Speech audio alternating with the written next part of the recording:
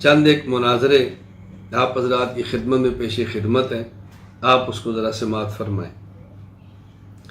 حضرت شاہ عبدالعزیز محدث دہلوی رحمہ اللہ تعالی وفات سن 1239 ہجری، اپنی کتاب تحفہ اثنا عشریہ باب ہشتم عقیدہ سوئم کے تحت لکھتے ہیں، حضرت عمر بن خطاب رضی اللہ تعالی عنہ کے پاس ایک مجوسی آیا اور اس نے برتن میں 3 سر رکھے ہوئے تھے۔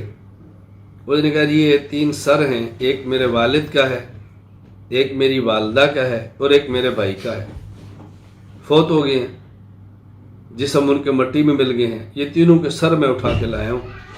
آپ کہتے ہیں کہ کافر ہیں اور کفار کو جہنم کا اور آگ کا عذاب ہوتا ہے، تو اگر ان کو جہنم اور آگ کا عذاب ہوتا ہے تو آگ گرم ہے، ان کے سر ٹھنڈے کیوں ہیں؟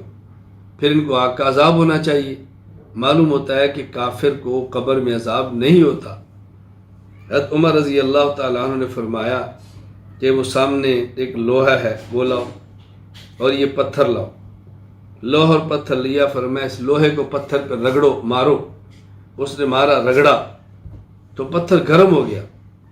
حضرت عمر رضی اللہ تعالی عنہ جب وہ چنگاریاں بلند ہوئیں، نہیں پہلے آپ نے فرمایا کہ لوہا اور پتھر لاؤ، وہ لایا، فرمایا اس لوہے پہ ہاتھ رکھو، ٹھنڈا ہے یا گرم؟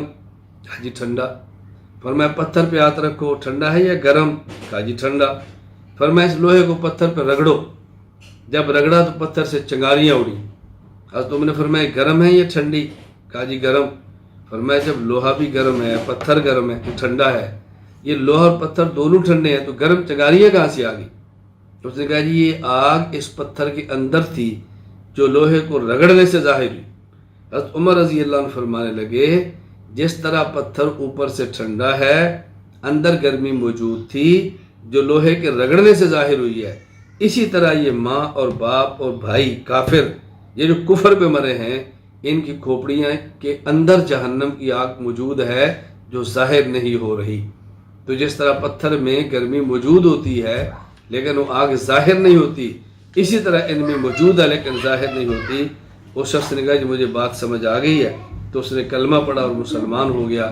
لا الہ الا اللہ محمد رسول اللہ صلی اللہ تعالی علیہ وآلہ آلہ وصحبہ وبارک وسلم۔